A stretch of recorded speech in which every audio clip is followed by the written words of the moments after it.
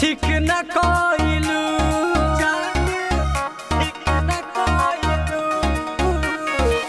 हसत जिंदगिया में तोहरा मिलैलू जान ठीक न कइलू हमरो से प्यार करके जीजो पर मरल करे जा ठीक न कइलू हमरो से प्यार करके दूसर पर मरल करे जा ठीक न कइलू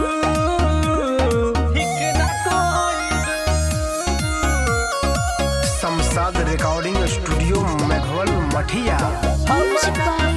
जसवंत कुमार देख के दर्द दिल में खुश बारू जीजवे के संगे लूट तारू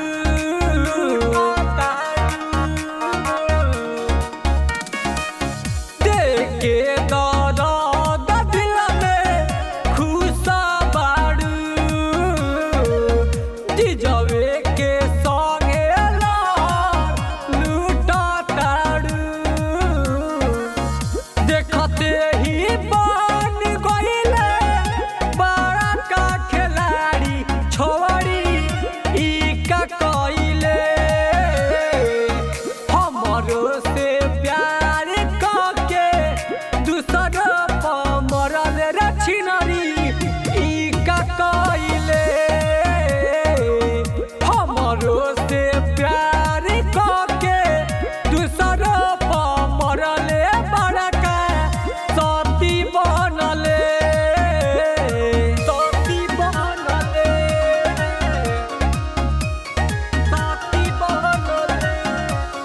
हमरा से प्यार करके सती बनले उठे दर्द दिल में रही रही के मन के गाड़ी दीही माई बही के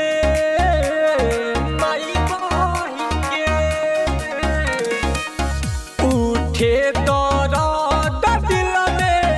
रही रही के मन करे गाड़ी दीही माई बही के मुन्ना मोतहरा बीरोवे कजरा के धोई करे जा ई का कइलू गौतम गजब के जियते मुइल करे जा ई का कइलू हमरो से प्यार करके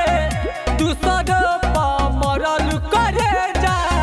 ई का कइलू